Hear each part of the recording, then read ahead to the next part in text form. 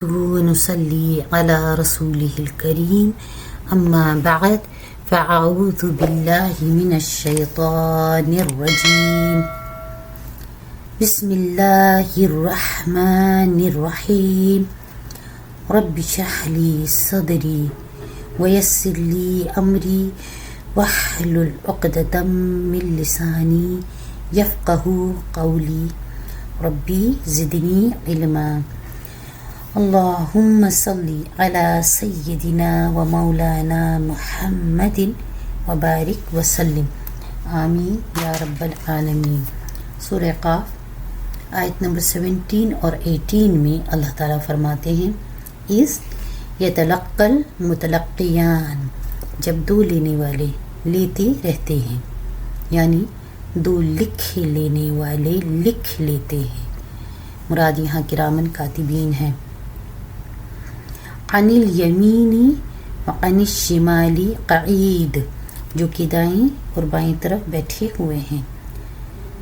قرآن کریم کی مختلف آیتوں پر غور و فکر کرنے کے بعد فرشتوں کی بہت ساری اقسام کا ہمیں پتہ چلتا ہے، جن کی مختلف ذمہ داریاں ہیں، اور ان میں ایک قسم فرشتوں کی وہ ہے جو معزز ہیں اور جنہیں ہمارے اعمال یعنی ہمارے اچھے اور برے اعمال کو لکھ کر محفوظ کرنے کی ذمہ داری پر مقرر کیا گیا ہے، اور یہ فرشتے اللہ سبحانہ و تعالیٰ کے یہاں معزز ترین فرشتے ہیں، انسان کے اعمال کو محفوظ کرتے ہیں،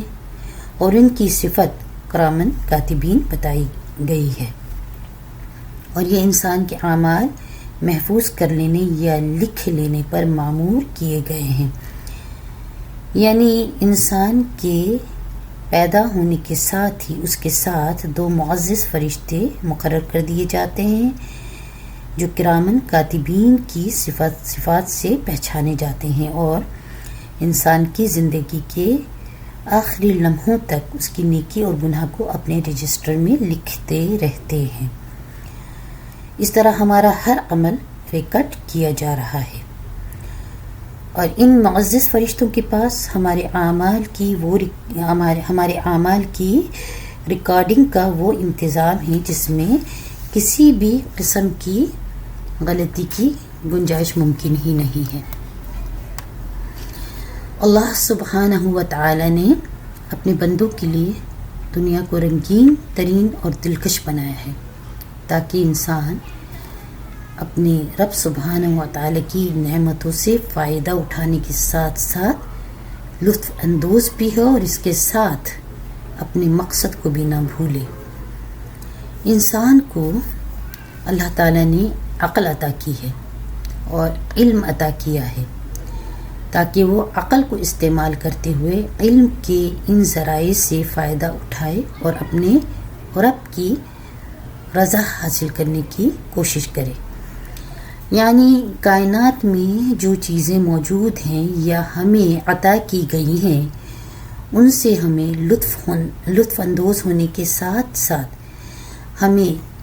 یہ بھی یاد رکھنا چاہیے کہ ان نعمتوں میں ہمارے لیے بہت بڑا امتحان چھپا ہوا ہے، لہٰذا انسان کے تمام اعمال کو محفوظ کرنے کے لیے دو معزز فرشتے اس کے ساتھ مقرر کیے گئے ہیں جو انسان کے ہر اچھے اور برے عمل کو محفوظ کرنے پر مامور ہیں۔ سورۃ الانفطار آیت نمبر 10، 11 اور 12 میں اللہ سبحانہ و تعالیٰ کا فرمان ہے وَإِنَّ عَلَيْكُمْ لَحَافِظِينَ، حالانکہ تم پر نگہبان مقرر ہیں، کِرَامًا کاتبین،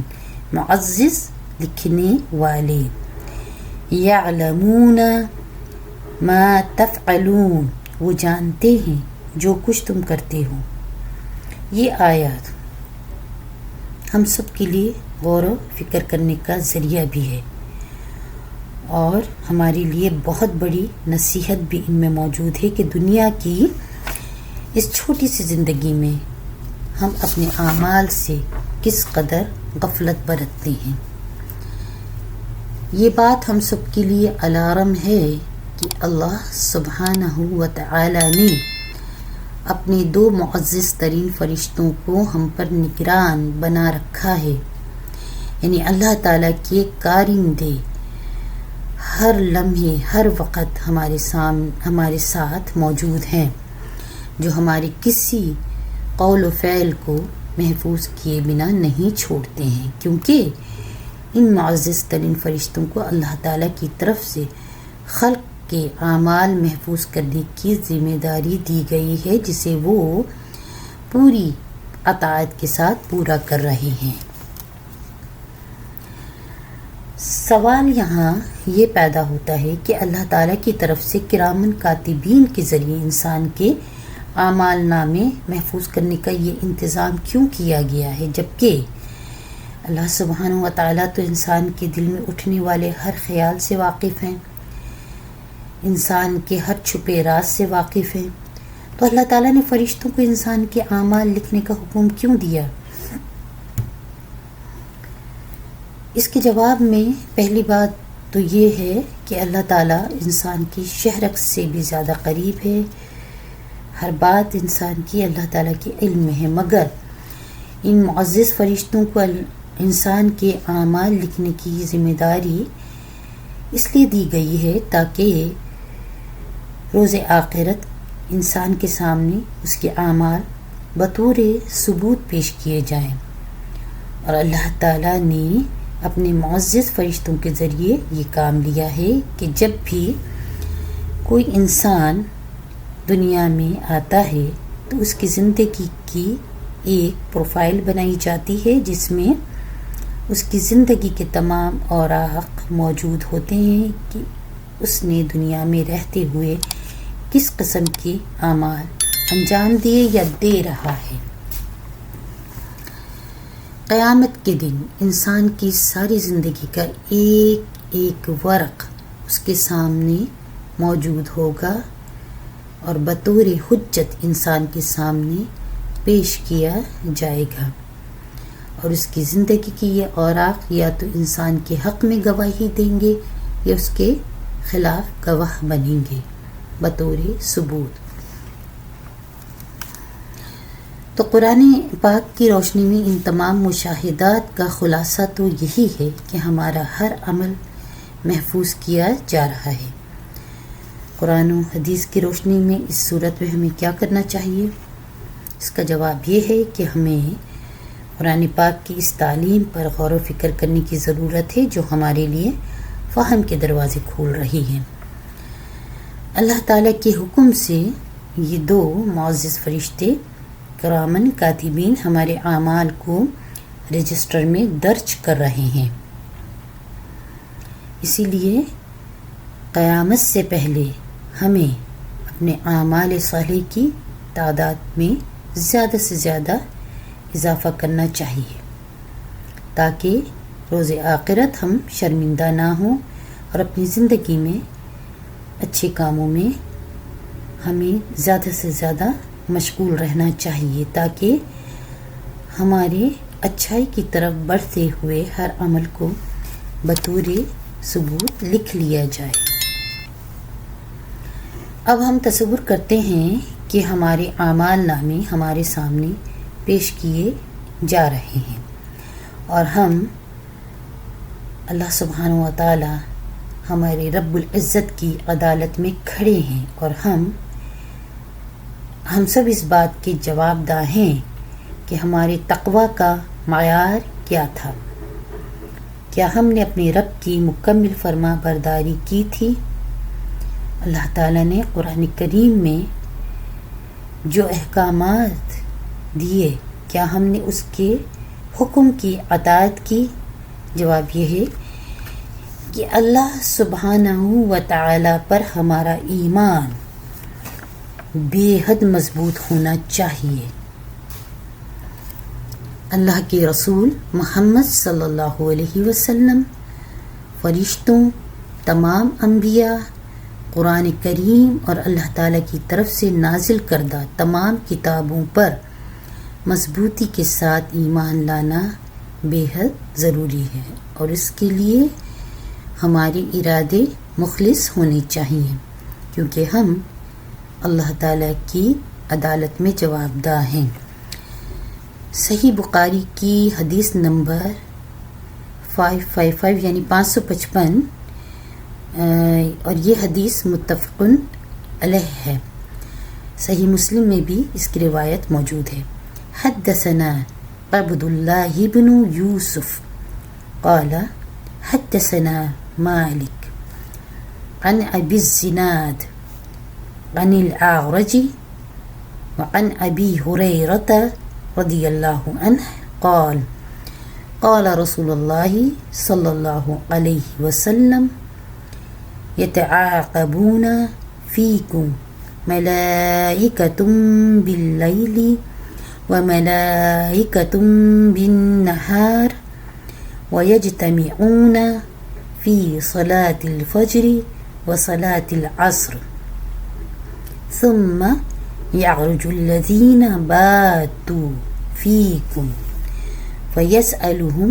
وهو أعلم بهم كيف تركتم عبادي فيقولون وأتيناهم وهم يصلون متفق علیہ۔ ہم سے عبداللہ بن یوسف تنیسی نے بیان کیا، کہا ہم سے امام مالک رحمۃ اللہ علیہ نے، انہوں نے ابو الزناد عبداللہ بن ذکوان کی سند سے بیان کیا، انہوں نے عبد الرحمن بن حرمز اعرج سے روایت کیا، عبد الرحمن بن حرمز اعرج نے حضرت ابو ہریرہ کی سند سے بیان کیا کہ فرمایا رسول اللہ صلی اللہ علیہ وسلم نے کہ رات اور دن میں فرشتوں کی ڈیوٹیاں بدلتی رہتی ہیں اور فجر اور عصر کی نمازوں میں اجتماع ہوتا ہے۔ مراد یہ ہے کہ ڈیوٹی پر آنے والے فرشتوں اور ڈیوٹی سے رخصت ہونے والے فرشتوں کا ایک جگہ جمع ہو جانا۔ پھر تمہارے پاس رہنے والے فرشتے جب اوپر چڑھتے ہیں تو اللہ تعالیٰ پوچھتا ہے، حالانکہ وہ ان سے بہت زیادہ اپنے بندوں کے متعلق جانتا ہے، کیف ترکتم عبادی، تم نے میرے بندوں کو کس حال میں چھوڑا؟ فیقولون، وہ جواب دیتے ہیں، ترکناہم وہم یصلون، ہم انہیں اس حالت میں چھوڑ کر آئے ہیں کہ وہ نماز پڑھ رہے تھے۔ مراد یہاں فجر کی نماز ادا کر رہے تھے۔ وَأَتَيْنَاهُمْ وَهُمْ يُصَلُّونَ، اور ہم ان کے پاس اس حالت میں پہنچے تھے کہ وہ نماز پڑھ رہے تھے۔ مراد یہ ہے کہ عصر کے وقت جب فرشتے ڈیوٹی پر پہنچے تو نماز ہی ادا کر رہے تھے۔ اس سے ہمیں پتہ چلتا ہے کہ فجر اور عصر کے اوقات میں ہمیں خاص طور پہ عبادت میں مصروف رہنا چاہیے تاکہ ہماری نیکی لکھ لی جائے، اور ان اوقات میں گناہ سے زیادہ بچنا چاہیے کیونکہ یہ اوقات اعمال ناموں کے اندراج کے اوقات میں سے ہیں۔ اور پھر اس حدیث سے ہمیں اس بات کی وضاحت ملتی ہے کہ نماز سب سے افضل ترین عبادت ہے، اور فجر اور عصر کی فضیلت کا علم بھی ہمیں اس حدیث کے ذریعے ہوتا ہے، کیونکہ ان اوقات میں فرشتوں کا باہمی ایک دوسرے سے ملاقات کرنا، پھر اللہ تعالیٰ کا فرشتوں سے سوال کرنا اور فرشتوں کے جواب دینے میں ایک خاص بات نظر آتی ہے، وہ یہ کہ فرشتے انہی لوگوں کے بارے میں جواب دیں گے جو نماز جیسی عبادت کی پابندی کرتے ہیں۔ پھر عصر کی نماز کی پابندی کی خاص طور پر تلقین کی گئی ہے۔ سورۃ البقرہ کی آیت نمبر 238 میں ہے کہ حافظوا علی الصلوات والصلاۃ الوسطی، تم نمازوں کی پابندی کرو، خاص طور پہ درمیانی نماز کی، یعنی نمازوں کی حفاظت کے بارے میں کہا گیا ہے، اور خاص طور پر درمیانی نماز جو کہ عصر کی نماز ہے۔ اس سے یہ بات ثابت ہو جاتی ہے کہ نماز ہماری مومنانہ زندگی کی تکمیل کا سبب ہے، اور نماز کی 5 وقت کی پابندی، اس کا اہتمام کرنا اور نماز کے لیے عاجزی کو اپنانا بے حد ضروری ہے۔ پھر درمیانی نماز کی پابندی پر بہت زیادہ زور دیا گیا ہے۔ اس سے معلوم ہوا کہ نمازوں میں عصر کی نماز درمیان والی نماز ہے، کیونکہ اس کے دونوں اطراف میں نمازیں ہیں۔ گویا نماز ہماری دین کی مکمل تصویر پیش کرتی ہے، جو ہماری زندگی کو مکمل کرتی ہوئی نظر آتی ہے۔ یہاں ایمان والوں کے بارے میں یہ بات ثابت ہو جاتی ہے کہ وہ نماز کی حفاظت اس طرح کرتے ہیں جیسے کہ انسان اپنے مال کی حفاظت کرتا ہے، اور اس کے دل اور دماغ میں نماز کی پابندی کا خیال رہتا ہے۔ اس لیے دیکھیں، ہمیں الرٹ ہو جانا چاہیے، کیونکہ فرشتوں کے علاوہ اللہ تعالیٰ کی ذات بھی ہم پر نظر رکھے ہوئے ہے۔ اس لیے فجر اور عصر کے علاوہ بھی ہمیں گناہوں سے بچنا چاہیے، کیونکہ اللہ سبحانہ و تعالیٰ ہم پر نگران ہیں، ہمیں دیکھ رہے ہیں۔ پھر ہمیں اللہ تبارک و تعالیٰ کی اس نعمت پر بھی بے حد شکر گزار ہونا چاہیے کہ اللہ تعالیٰ کے حکم کے مطابق فرشتوں کی یہ ڈیوٹی اس وقت تبدیل ہوتی ہے جب ہم فجر یا عصر کی نماز پڑھ رہے ہوتے ہیں۔ چونکہ نماز بذات خود نیک عمل ہے، تو یقیناً انسان کے اعمال نامے میں اس وقت نیکی کو درج کر لیا جاتا ہے جب وہ عبادت میں مشغول ہوتا ہے۔ دیکھیں، یہ رب سبحانہ و تعالیٰ کی اپنے بندوں پر بے حد شفقت اور مہربانی ہے کہ نماز جیسے نیک عمل کے دوران بندوں کے اعمال نامے آسمان کی طرف اٹھائے جاتے ہیں۔ اس سے ہمیں یہ بھی پتہ چلتا ہے کہ انسان کے اندر کی خوبیاں اس کے ظاہر اور باطن دونوں کو سجا دیتی ہیں، دلکش بنا دیتی ہیں۔ پھر فرمایا، ما یلفظ من قول الا لدیہ رقیب عتید، کوئی بات اس کی زبان پر نہیں آتی مگر ایک نگہبان اس کے پاس تیار رہتا ہے۔ مراد یہ ہے کہ ہمارا ہر قول و فعل، ہر حرکت اور ہر اشارے کو ریکارڈ کرنے والے فرشتے ہمارے پاس موجود ہیں اور ہمارے اعمال کو محفوظ کر رہے ہیں، تاکہ آخرت میں، یوم آخرت میں ہمارے سامنے انہیں دہرایا جا سکے، بطور ثبوت پیش کیا جا سکے کہ ہم دنیا سے کیا کما کر لائے ہیں۔ یہاں ایک اور بات بھی غور طلب ہے کہ انسان کی نیت اور اس کے دل میں پیدا ہونے والے خیالات سے اللہ سبحانہ و تعالیٰ بخوبی واقف ہیں، اور دل میں پیدا ہونے والے خیالات کو اللہ تعالیٰ معاف بھی فرما دیتے ہیں جب تک کہ وہ عمل میں نہ آ جائے، یعنی زبان سے باہر نہ آ جائے۔ مگر ایک اور بات قابل غور ہے کہ اگر کسی نے نیکی کا ارادہ کیا اور وہ اس نیکی کو کر نہ سکے، تو اس کے اعمال نامے میں اس کی ارادہ کرنے پر نیکی لکھ دی جاتی ہے۔ صرف نیکی کا ارادہ کرنے پر اللہ کی یہ مہربانی اور شفقت ہوتی ہے کہ اس کے اعمال نامے میں ایک نیکی لکھ دی جاتی ہے۔ صحیح بخاری کی حدیث نمبر 7501 ہے، یہ کتاب التوحید سے ہے، اور یہ حدیث صحیح مسلم میں بھی موجود ہے۔ عن ابی ہریرہ ان رسول اللہ صلی اللہ علیہ وسلم قال یقول اللہ اذا اراد عبدی ان یعمل سیئة فلا تکتبوها علیہ حتی یعملها فإن عملها فاکتبوها بمثلها وإن تركها من أجلي فاكتبوها له حسنة وإذا أراد أن يعمل حسنة فلم يعملها فاكتبوها له حسنة فإن عملها فاكتبوها له بعشر أمثالها إلى 7 مئتی ضعف۔ ابو ہریرہ رضی اللہ عنہ بیان کرتے ہیں کہ رسول اللہ صلی اللہ علیہ وسلم نے فرمایا، اللہ تعالیٰ فرماتا ہے کہ جب میرا بندہ کسی برائی کا ارادہ کرے تو اسے نہ لکھو یہاں تک کہ اسے کر نہ لے، پھر اسے اس کے برابر لکھو، اور اگر اس برائی کو میرے خوف سے چھوڑ دے تو اس کے حق میں ایک نیکی لکھو، اور اگر بندہ کوئی نیکی کرنی چاہے تو اس کے لیے ارادے ہی پر ایک نیکی اس کے لیے لکھو۔ مراد یہ ہے کہ بندہ اگر برائی کا ارادہ کرے تو اسے اس وقت تک نہیں لکھا جاتا ہے جب تک کہ وہ برائی اس سے سرزد نہیں ہو جاتی ہے، اور برائی اگر کر لے تو گناہ صرف ایک ہی لکھا جاتا ہے،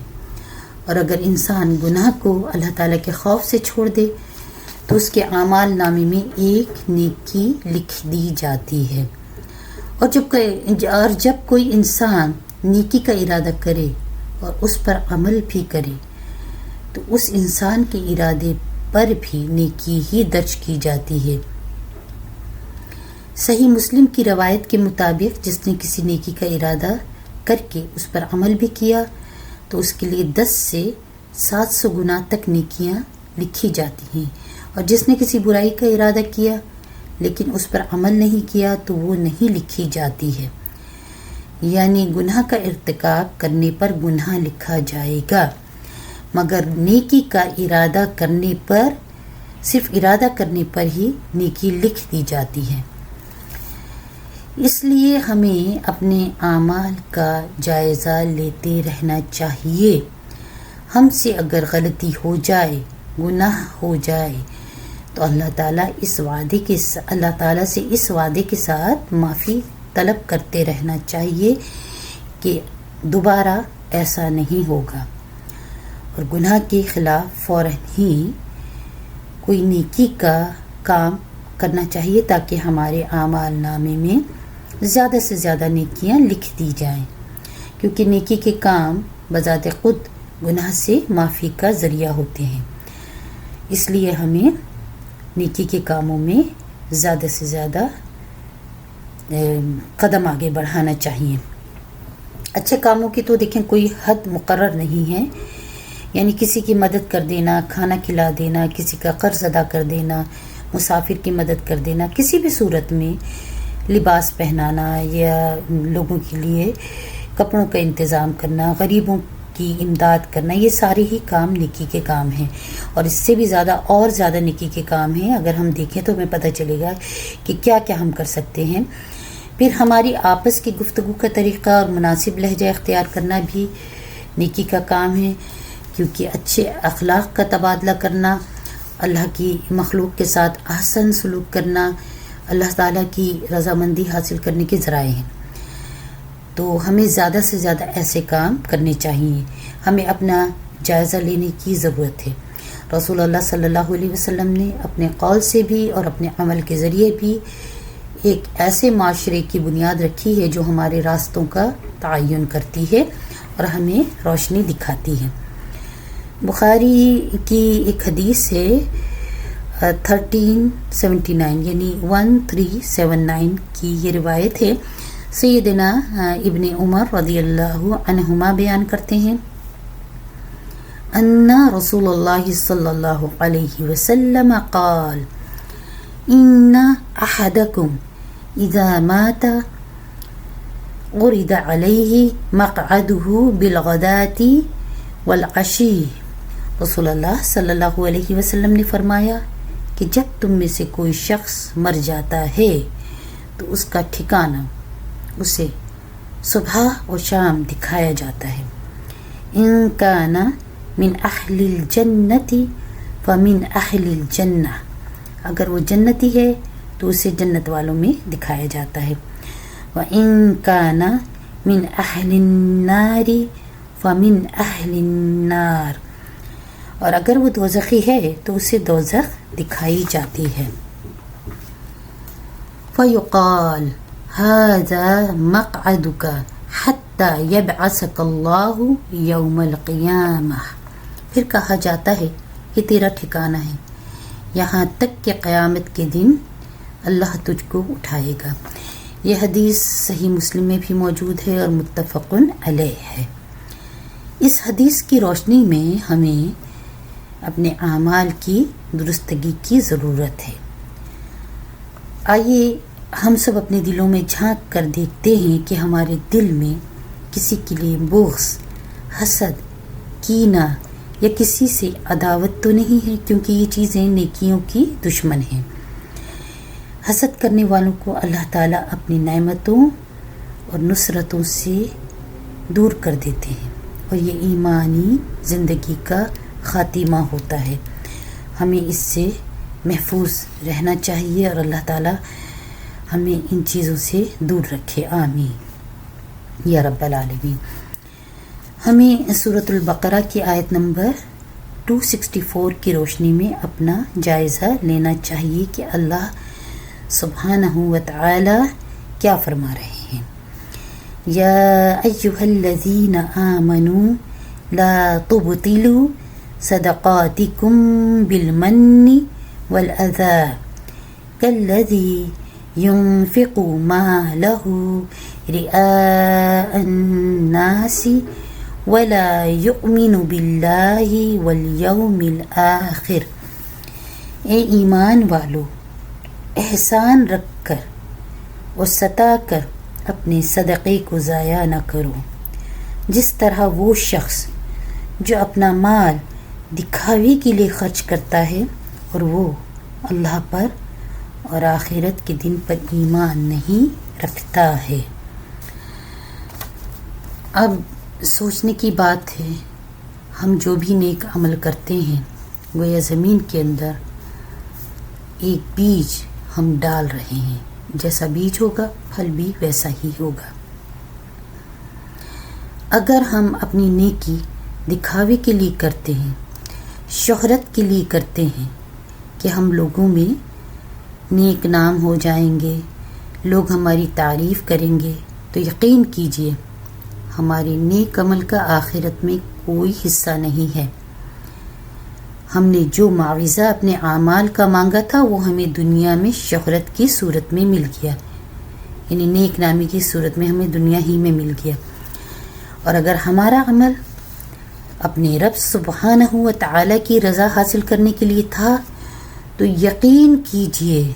بالکل یقین کیجئے کہ ہمارا عمل ہمیں آخرت کے پھل اور پھولوں کی صورت میں بہاریں ضرور دکھائے گا۔ لہٰذا نیک اعمال کو لوگوں کی تعریف کی حرص اور اپنی شہرت کے نشے میں ہرگز ضائع نہیں کرنا چاہیے، بلکہ جب انسان شہرت یا لوگوں کی تعریفی کلمات کی طلب نہیں کرتا ہے تو اللہ سبحانہ و تعالی انسان کے اعمال صالح کے سبب دنیا میں بھی اس کا مقام اونچا اور بلند رکھتا ہے اور آخرت میں بھی اسے کامیابی عطا کرتا ہے، یعنی نیکی کے فائدے دنیا اور آخرت دونوں میں ہیں، اور ایمان کا پھل انسان کے نیک اعمال ہیں جن میں وہ ہر روز ترقی کرتا رہتا ہے۔ سورۃ البقرہ کی اس آیت نمبر 264 کی روشنی میں آج ہمیں اپنے آپ کو پرکھنے کا موقع ملا ہے کہ کہیں ہم احسان کر کے جتانے کے مرض میں تو مبتلا نہیں ہیں، کیونکہ میں نے بعض لوگوں کو دیکھا ہے کہ وہ لوگوں پر خرچ تو کرتے ہیں مگر پھر احسان جتا جتا کر انہیں تکلیف بھی پہنچاتے ہیں۔ کسی کی مدد کرنے کے بعد اس احسان کا لوگوں سے جتانا یا تذکرہ اس طرح کرنا کہ جب یہ بات اس انسان تک پہنچے تو اس کے لیے تکلیف دہ ہو۔ رسول اللہ صلی اللہ علیہ وسلم نے کیا فرمایا، سنیے، تم نیکی کے ساتھ احسان جتلانے سے بچو، کیونکہ یہ شکر کو باطل کر دیتا ہے اور اجر کو مٹا ڈالتا ہے۔ پھر رسول اللہ صلی اللہ علیہ وسلم نے اس آیت کو تلاوت فرمایا، لا تبطلوا صدقاتکم بالمن والاذى، اس لیے ضروری ہے کہ اگر ہم کسی کی مدد کریں یا صدقہ کریں تو وہ صرف اپنے رب سبحانہ و تعالی کی رضا کے لیے ہونا چاہیے۔ اب ہم اپنا جائزہ لیتے ہیں، کہیں ہم بھی ان لوگوں میں سے تو نہیں جو احسان کر کے جتلاتے ہیں۔ یعنی بالمنی سے مراد یہ ہے